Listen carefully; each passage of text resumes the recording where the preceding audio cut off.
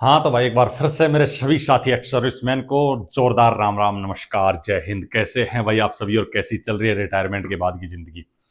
देखो, ex serviceman के लिए ना यूपी पुलिस के अंदर शानदार भर्ती आ गई है भाई। अच्छी खासी पोस्ट है। अपन इस वीडियो में एक्स सर्विसमैन को लेके जितने डाउट हैं, एज को लेके, एजुकेशन क्वालिफिकेशन को लेके, जो आपका मिलिट्री का जो ग्रेजुएशन सर्टिफिकेट है उसको लेके, कितनी वैकेंसी रिजर्व होती हैं एसआई के अंदर, किस हिसाब से क्या फिजिकल सिलेक्शन प्रोसेस, जितने डाउट एक्स सर्विसमैन के मोटे मोटे सारे कवर करने वाले हैं इस वीडियो के अंदर।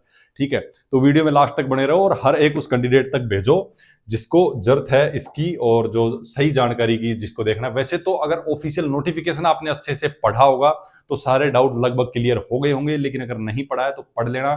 ऑफिशियल साइट पे डाला हुआ है और मैंने अपने टेलीग्राम चैनल पे भी डाल के रखा है, वहां से भी जाके देख सकते हैं। कोई भी आपको डाउट रहता है पहले वीडियो देखना, सारी चीजें मैं इसमें कवर कर दूंगा। फिर भी आपको लगता है कुछ चीजें छूटी हैं, कोई डाउट है, तो आप जाके टेलीग्राम पे मुझे मैसेज कर लेना।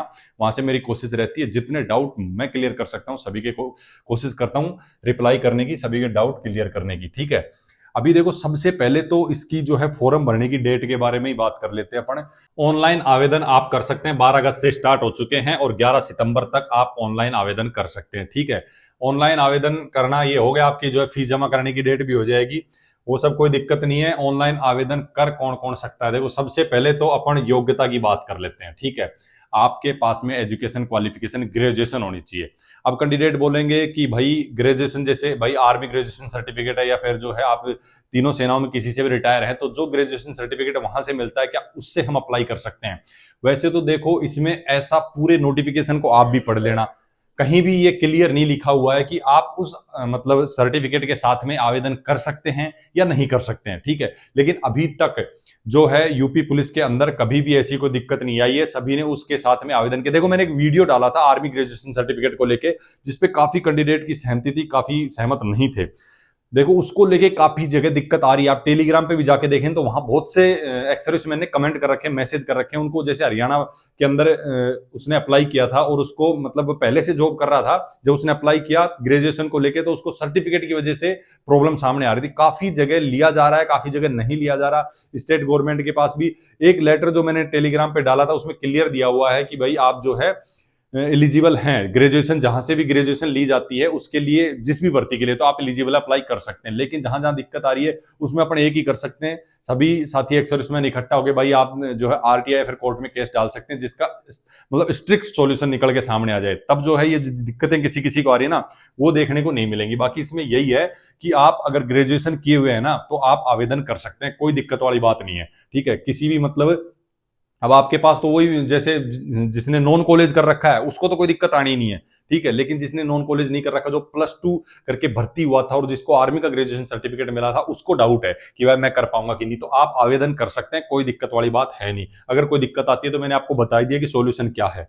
ठीक है, उसके बाद में आ जाती है भूतपूर्व सैनिकों की आयु, एज लिमिट कितनी क्या ली जा रही है। ठीक है, मैंने इस पे भी एक वीडियो डाला हुआ है, आप चैनल पे जाके देखेंगे तो उसमें मिल जाएगा। सेंट्रल गवर्नमेंट का जो रूल है ना उसी हिसाब से यूपी पुलिस के अंदर भी एसआई के लिए वही रूल इन लोगों ने फॉलो किया। वो नहीं है जो पिछली अभी हरियाणा जो राजस्थान पुलिस के अंदर एसआई की वैकेंसी आई थी उसमें एज लिमिट फिक्स कर दी थी कि इतनी एज लिमिट के बाद में आप अप्लाई नहीं कर सकते, और भर्ती लेट आने की वजह से 3 साल की एक्स्ट्रा छूट दी थी। ठीक है, वो एक अलग मैटर था। इसमें ऐसा है क्लियर, इस हिंदी में लिखा हुआ है और सारी चीजें साफ साफ समझाई हुई है, वही जो मैंने पिछले एक वीडियो में समझा रखी है, आप उसको देखेंगे तो उससे भी क्लियर हो जाएगा आपको। उसमें मैंने 2-3 एग्जाम्पल भी लिए हैं और आपकी भी जो एज है, कितनी एज में आप भर्ती हुए, कितनी एज में रिटायर हुए, वो आप बताएंगे तो आप मुझसे भी पूछ सकते हैं। अगर समझ में नहीं आता तो मैं बता दूंगा, आप अप्लाई कर सकते हैं नहीं कर सकते। ये क्लियर बोल रहे हैं कि भाई 1/7/2025 को आप 34 साल के नहीं होने चाहिए, मतलब 34 से प्लस नहीं होनी चाहिए आपकी एज। अब 34 के तो लगभग सभी हो लेते हैं, अब ये क्या कहना चाह रहे हैं 34 साल किस हिसाब से?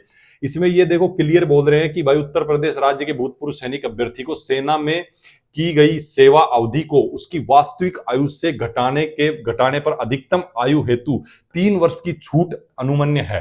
ठीक है, भूतपूर्व सैनिकों की आयु सेना में की गई सेवा अवधि को उसकी वास्तविक आयु से घटाने पर निर्धारित आयु सीमा से 3 वर्ष से अधिक नहीं होनी चाहिए, 3 वर्ष प्लस 3 वर्ष। ठीक है, अब देखो इसको ध्यान से समझना, 28 साल तक जो कैंडिडेट है वो अप्लाई कर सकता है। ठीक है, जिसमें आपकी 3 + 3 6 साल ये ऐड हो गई, तो आपकी जो है 34 साल एज इन्होंने बताई है। अब वो 34 साल किस हिसाब से है?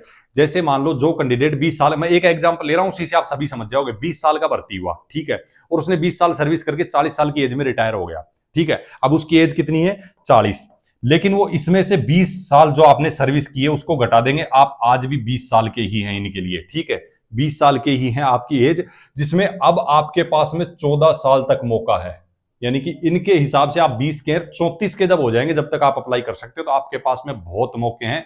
कोई दिक्कत वाली बात है ही नहीं, आप आराम से सभी अप्लाई कर सकते हैं। यूपी पुलिस में ये एक बहुत फायदा हुआ है। राजस्थान पुलिस में जो वैकेंसी थी उसमें बहुत से कैंडिडेट जो थे वो ओवरेज हो गए थे, इसमें ये वाली दिक्कत है ही नहीं। जब आपकी सर्विस की गई जो एज है वो घटा दी जा रही है और फिर उसके बाद में आपकी एज काउंट की जा रही है, तो दिक्कत ही कहां आ रही है? सभी आप अप्लाई कर सकते हैं, ठीक है। ये हो गया। उसके बाद में आ जाता है इसमें सिलेक्शन प्रोसेस। सिलेक्शन प्रोसेस आपका किस हिसाब का क्या रहेगा? तो पहले इसके अंदर होता है एग्जाम, ठीक है। अब एग्जाम के अंदर में 4 सेक्शन इन्होंने बनाए हुए हैं, जिसमें आपकी हिंदी होगी, जीके होगी, और आपकी जो है मैथ होगी, और आपकी रीजनिंग होगी। वही 40-40 क्वेश्चन इन सभी के आएंगे, ठीक है। 40 क्वेश्चन 100 नंबर के, ऐसे करके टोटल आपके 160 क्वेश्चन और आपके 400 नंबर के हो जाएंगे, और 2 घंटे का आपको जो है समय दिया जाएगा।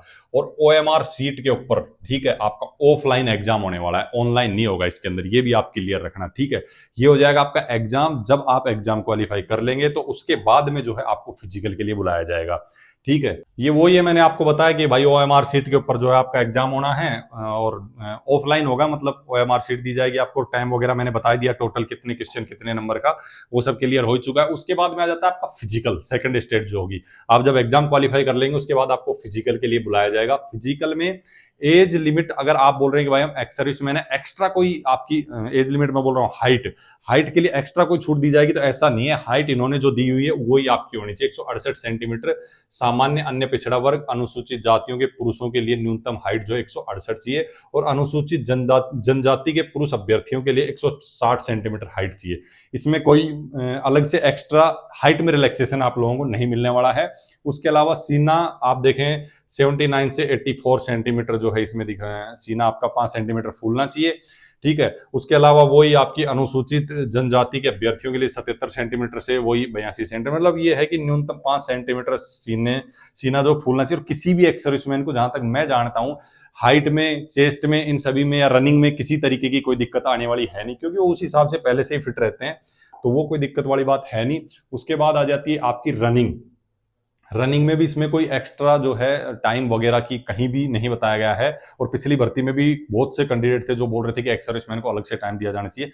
वैसे तो आप एक चीज देखेंगे ना, 4.8 किलोमीटर की दौड़ 28 मिनट के अंदर, ऐसा कोई एक्स सर्विसमैन नहीं होगा जो इसके अंदर फेल हो जाए, ठीक है। सभी लगभग इसको पास कर लेते हैं, तो इसमें कोई दिक्कत वाली बात है ही नहीं, ठीक है। मेल कैंडिडेट के लिए क्लियर दिया हुआ है, 4.8 किलोमीटर की रनिंग आपको 28 मिनट में करनी है, ठीक है। मतलब यही है। इसके अलावा अगर आप बोलें कि कुछ अलग से जो है छूट दी जा रही है टाइम वगैरह, तो उसका कहीं भी कोई विवरण नहीं है कि भाई अलग से जो है आपको टाइम भी जो है ज्यादा दे दिया जाए, तो ऐसा तो कुछ है नहीं, ठीक है। अब बात कर लेते हैं total number of vacancy ex serviceman के लिए कितनी है। तो लगभग 4550 वैकेंसी है, ठीक है। लगभग बता रहा हूं मैं आपको 4550। इनका 5%, जैसे आप देखेंगे कि भाई जो हॉरिजॉन्टल रिजर्वेशन जो है उस हिसाब से भूतपूर्व सैनिकों के लिए 5%, ठीक है, 5% का आरक्षण उनको दिया जाता है। अब आप इसमें कैलकुलेट कर सकते हैं कैटेगरी वाइज, ठीक है। आप जिस कैटेगरी में, अब इसमें से वैकेंसी थोड़ी कम हो जाएंगी क्योंकि कैटेगरी वाइज डिवाइड होंगी, तो उनका 5% निकलेगा। तो उस हिसाब से आप देख लेना आप किस कैटेगरी से बिलोंग करते हैं और आपको अप्लाई करना है तो कितनी वैकेंसी उसके अंदर है, ठीक है। तो ये कोई डाउट नहीं रखना। इसमें भी आप देखेंगे तो इसमें वही दी हुई है, तो यहाँ से आप कंफ्यूज नहीं होना ज्यादा एज को लेकर। जो मैंने बता दिया है वही है एज लिमिट, एज का क्राइटेरिया। बाकी फिर भी आप लोगों को लगभग मैंने सारी चीजें कवर कर दी हैं, कुछ छूटा है नहीं इसके अंदर, ठीक है। फिर भी आप लोगों को लग रहा हो कि भाई मुझे ये डाउट है, कुछ पूछना है, तो आप पूछ सकते हैं, ठीक है। मेरी कोशिश रहेगी सभी के कमेंट्स का रिप्लाई करने की। बाकी टेलीग्राम पे जाके डिस्कस कर सकते हैं, वहां भी बहुत से एक्स सर्विसमैन जुड़े हुए हैं, सभी आपस में भी डिस्कस करते रहते हैं। जैसे मुझे कुछ अपडेट होता है, पूछते हैं, तो मैं जो है कोशिश करता हूं कि भाई हमेशा रिप्लाई आप लोगों का करता रहूं। बाकी इस वीडियो को रोकते हैं यहीं पे, फिर से मिलेंगे जबरदस्त वीडियो में जबरदस्त जानकारी के साथ। तब तक के लिए सभी को राम राम, नमस्कार, जय हिंद।